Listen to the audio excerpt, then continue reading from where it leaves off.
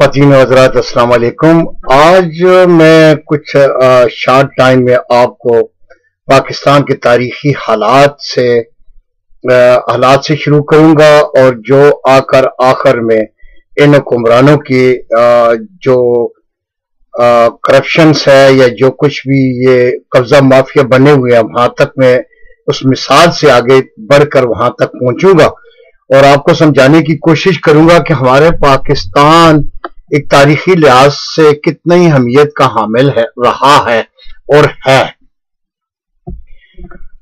پاکستان کا ہر حصہ جو ہے یا اس کی جو سرزمین ہے جس کے اوپر پاکستان اس وقت بنا ہوا ہے، یا جس پاکستان کا نقشہ ہے، اس کے اندر جتنی بھی زمین ہے ایک بہت ہی اہم تاریخ سے وابستہ ہے۔ یہ زمین ٹھٹھا سے لے کر چترال تک جائیں، لنڈی کوتل تک جائیں اور گلگت تک جائیں، اس دوران یا لاہور کی بارڈر تک جائیں، اس اندر جتنی بھی زمین ہے وہ بے مثال تاریخوں سے بھری ہوئی ہے۔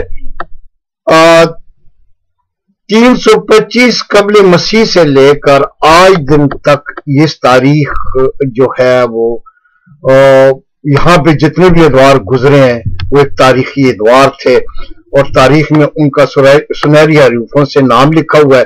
یہاں پاکستان میں نہیں بلکہ ہندوستان، دنیا کی اور برطانیہ کی خاص کر تاریخوں میں یہ چیزیں لکھی ہوئی ہیں کہ گوتم بدھ جو تھا وہ 325 قبل مسیح سے بھی پہلے جو تھا وہ تھا، اور اس کی جیسے کہ یہاں پہ پاکستان میں 2-3 بڑی جگہ ہے، ہڑپا ہے اور منجو دہاروں کا وہاں پہ لڑکانہ میں، اور اسی طرح ٹیکسلر میں یونیورسٹی، اور آگے چھوٹے چھوٹے گلگت تک اور یہ چین تک جو ہے یہ سلسلہ جو ہے جا رہا ہے۔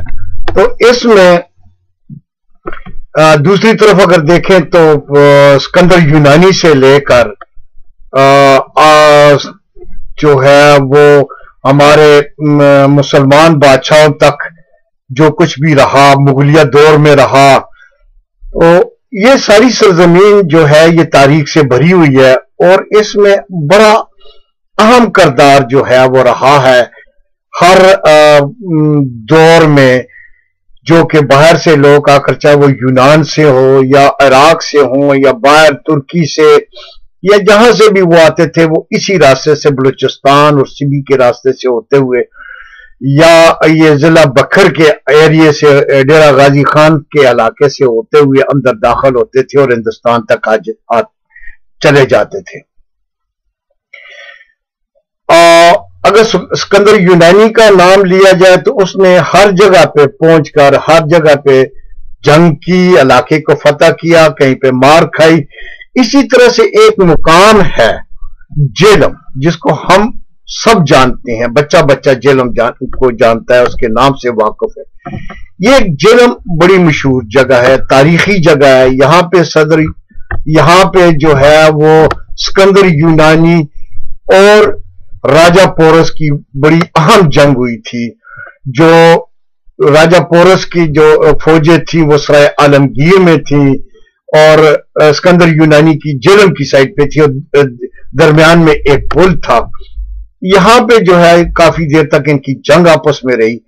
اس کے علاوہ یہاں پہ شیر شاہ سوری کا بھی تاریخی مقام ہے۔ یہاں پہ ہمارے جو ہیں وہ شہید اکرم شہید، میجر اکرم شہید جو ہے وہ ان کا بھی مزار ہے۔ اسی طرح سے سنجے دت کے والد بھی جیلم سے تعلق تھے، اور اندرا گجرال جو تھا وہ سابقہ وزیر اعظم ہندوستان کا، اس کا تعلق بھی جیلم سے تھا۔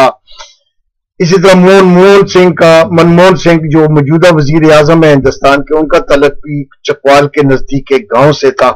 یعنی یہ تاریخی حوالے میں اس لیے آپ کو بتا رہا ہوں کہ یہاں پہ کیسے کیسے لوگ آئے، اور اسی جیلم میں ایک آصف نامی شخص تھا جو پیپلز پارٹی کا ایک نہایتی جان باز اور جھیلا کارکن تھا، اور اس نے کافی اس کی پیپلز پارٹی کے ابتدا سے آخر تک جو ہے وہ پیپلز پارٹی میں بڑی قربانیاں دی، جیلوں میں رہا۔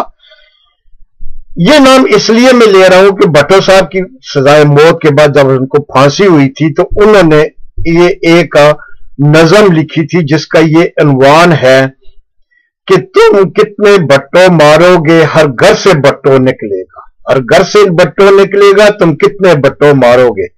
तो ये काफी मशहूर हुआ।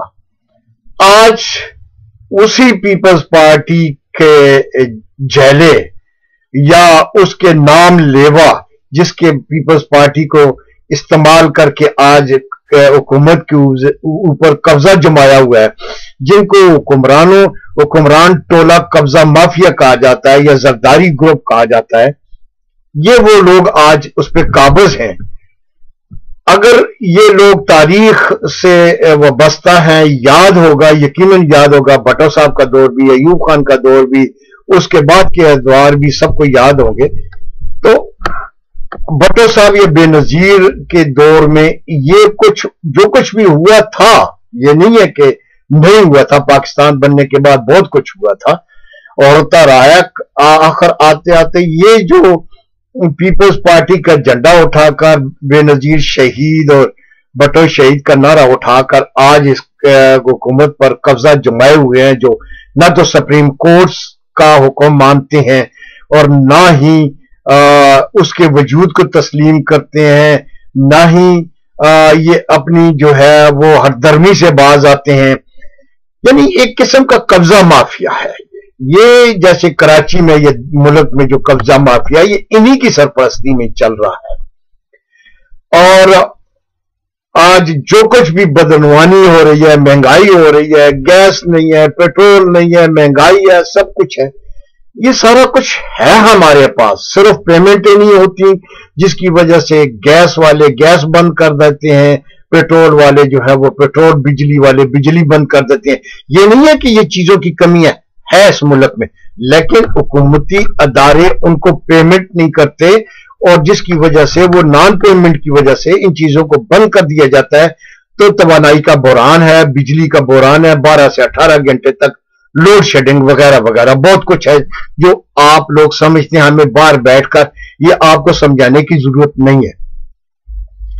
तो कहने का मेरा मकसद ये है कि वो जिसके बारे में मैंने लिखा था कि हर घर से भट्टो निकलेगा, तुम कितने भट्टो मारोगे, तो उसके बारे में मैं यहां पे एक और बात आपको बताता चलूं कि तारीख हमेशा दोहराती है। आज जब मैं काम कर रहा था तो कंप्यूटर खुला हुआ था, तो वहां एक सिग्नल आया कि कोई मैसेज आ रहा है। तो जब मैंने क्लिक करके मैसेज को खोला तो पढ़ा, उस पे एक निहायत ही अहम चीज लिखी हुई थी और वो मुझे भेजा गया था, मुझे मैसेज किया गया था। वो कुछ यूं लिखा गया था, उस शख्स ने, उस नौजवान ने, जो वतन से इंतहाई वालियाना तौर पर मोहब्बत करने वाला शख्स है।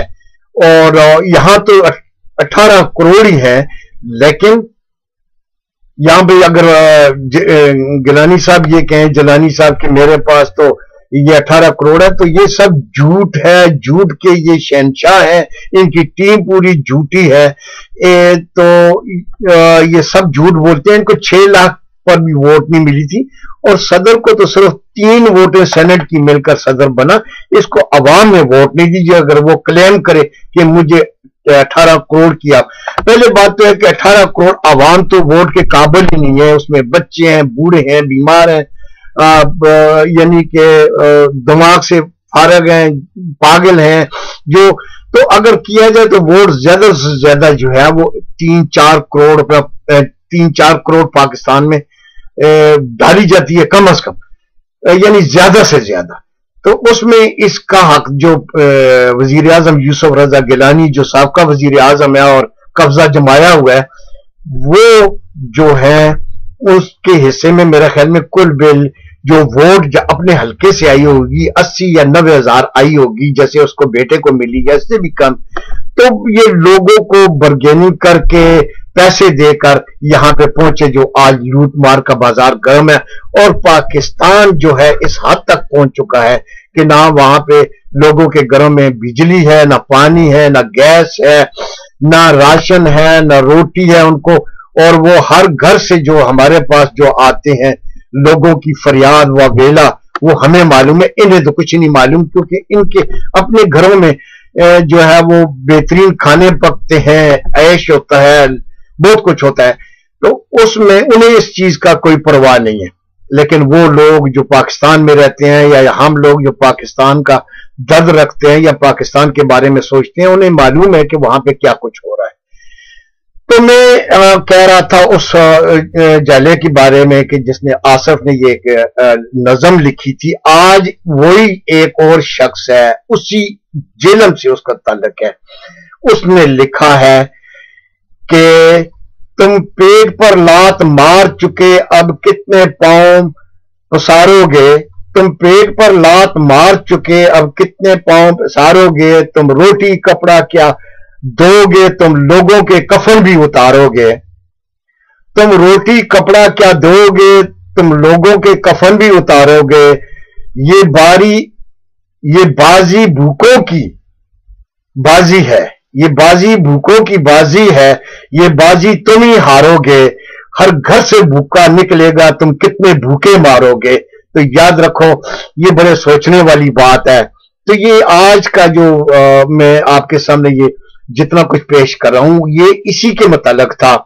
کب تک یہ کریں گے, کب تک یہ لوٹتے رہیں گے.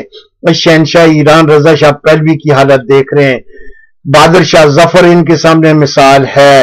وہ تو ایک بیچارہ ایک تھا جو انگریزوں کے ہتھکڑے چڑھ گیا, اور اس کو جو ہے اس کی وفاداری کی اس کو سزا دی گئی. تو یہ لوگ آخر رضا شاہ پہلوی کو, وہ اتنا پاپولر تھا, اتنا امیر تھا, امریکہ کا گڑھ تھا CIA کا. آج جو لوگ سمجھتے ہیں اس چیز کو کہ رضا شاہ پہلوی بے وطن ہو کر مرا, اس کے لیے کوئی جائے پناہ نہیں تھی, کوئی ملک اس کو پناہ نہیں دیتا تھا, اور جب مرا تو فقیروں سے بھی بدتر حالات میں وہ مرا, جس کے لیے قبر کی جگہ بھی بڑی مشکل سے اس کو ملی, اور یہ بھی نہیں پتا کہ کہاں تک اس کی قبر کہاں پہ ہے. تو یہ ایک دنیا میں مثال ہے, معجزے نہیں آتے, اللہ تعالیٰ مثالیں چھوڑتا ہے. تم کب تک لوٹتے رہو گے, ایک دن مرو گے, یا تو عوام کی عدالت میں آؤ گے, اور مجھے یقین ہے کہ عوام کی عدالت میں تمہیں گلے میں رسا ڈال کر تمہیں کھینچ کر لائیں گے. اگر نہیں تو اس کی عدالت سے کسی طور پہ بھی نہیں بچو گے.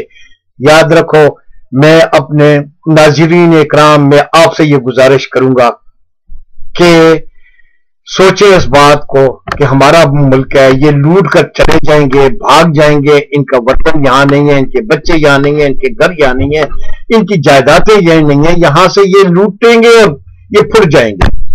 ہمیں سوچنا ہے ان غداروں, ان ظالموں سے, ان کرپٹ لوگوں سے, حکمرانوں سے ہم نے کس طرح سے پاکستان بچانا ہے. یہ مت سوچیں کہ ہمارے پاس کچھ نہیں ہے, یہ مت سوچیں کہ امریکہ ہمیں نہیں دے گا تو ہم مر جائیں گے. آپ کے پاس اتنا کچھ اللہ تعالیٰ نے دیا ہوا ہے, زمین کے اندر ہے. اسی لیے تو بڑی طاقتیں بلوچستان کے اوپر نظر رکھے ہوئے ہیں. وہاں پہ یعنی 150 سال کے لیے معدنیات, سونا, تانبا, گیس, تیل, ہر چیز موجود ہے. لیکن یہ نہیں نکالتے, اس لیے کہ ان کو بار بار سے پیسے ملتے ہیں اور یہ ان کے بینکوں میں جمع ہو جاتے ہیں. انہیں کیا ضرورت ہے کہ لوگوں کو مزدوری دیں, انہیں کیا ضرورت ہے کہ امن و امان قائم کریں. آج ملک میں افراتفری ہے. میں نے پچھلی دفعہ بھی کہا تھا کہ یہ ملک جو ہے وہ اندرون آپس میں سول نافرمانی کی طرف بڑھ رہا ہے اور بہت نزدیک آ گیا ہے. ایک صوبہ دوسرے صوبے کو دھمکیاں دے رہا ہے. وہ 4 کروڑ آدمی بھیج رہا ہے سندھ سے پنجاب پر حملہ کرنے کے لیے. یہ کیا تماشا ہے؟ یہ ایک بدماشی ہو رہی ہے, اور بدماشی پہ یہ بدماشی کے ذریعے حکومت کر رہے ہیں, اور آئندہ بھی یہ بدماشی کے ذریعے حکومت کرنے کی کوشش کریں گے. لہذا خدا کے لیے وہ پیپلز پارٹی کے کارکن, وہ لیڈر, ذرا خدا کے لیے یہ سوچیں کہ آپ کے وطن میں جو کچھ ہو رہا ہے کیا وہ صحیح ہو رہا ہے. ایک دفعہ بیڈ پہ رات کو سونے سے پہلے اپنے دل و دماغ میں سوچیں کہ یہ جو کچھ بھی ہو رہا ہے واقعی صحیح ہو رہا ہے. آؤ تو پھر آپ دیکھیں گے کہ آپ کا ضمیر کیا جواب دے گا, آپ کو کیا محسوس ہوگا. اس لیے یہ وطن ہے تو ہم ہیں, ہم باہر رہ کے بھی اس وطن کے لیے جو ہے وہ مر رہے ہیں, دعائیں کر رہے ہیں. کہ اللہ ताला इन जालिमों से छुड़ा कर जो है हमारे वतन को एक तरक्की याफ्ता मुल्क बनाए, और बन सकता है, अगर अच्छा लीडर मिल गया तो बन सकता है।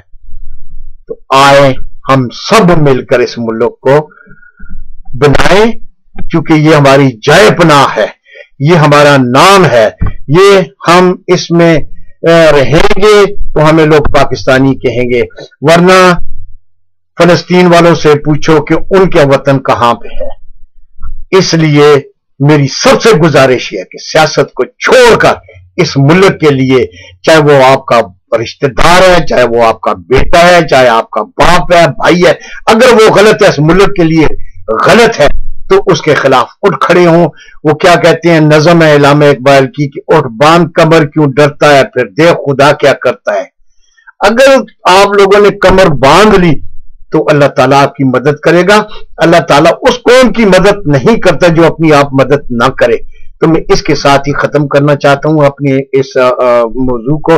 तो मुझे उम्मीद है कि मुझे फीडबैक देंगे आप लोग। हम आपके लिए हर तरह से तैयार हैं, हम आपके लिए जद्दोजहद करने के लिए तैयार हैं उस मुल्क में आकर, लेकिन हम आपके लिए ये न समझें कि हम किसी इक़्तिदार के लिए ये सारा कुछ कर रहे हैं। बार बार हर तकरीर में मैं ये कहता हूं, हर वीडियो जब में होता है, हमें खुदा की कसम, हमें किसी किस्म की लालच नहीं है। हमें बिल्कुल अपने नबी की तरह जो है उस कौल को मैं दोहराता हूं, मैं गुनहगार हूं कि एक हाथ पे मेरे पूरा दुनिया का सोना और दूसरे हाथ पे मेरे पूरी दुनिया की दौलत भी रख दी जाए तो खुदा की कसम, खुदा की कसम, खुदा की कसम कभी पाकिस्तान का सौदा नहीं होने दूंगा। जान दे दूंगा, लेकिन पाकिस्तान की शान और उसकी इज्जत के लिए अपने आप को कुर्बान कर दूंगा। मेरे लिए आप सब और मुल्क के लिए ये दुआ करें कि अल्लाह ताला हमें इन जालिमों से बचाए। अस्सलाम वालेकुम व रहमतुल्लाहि व बरकातुहू।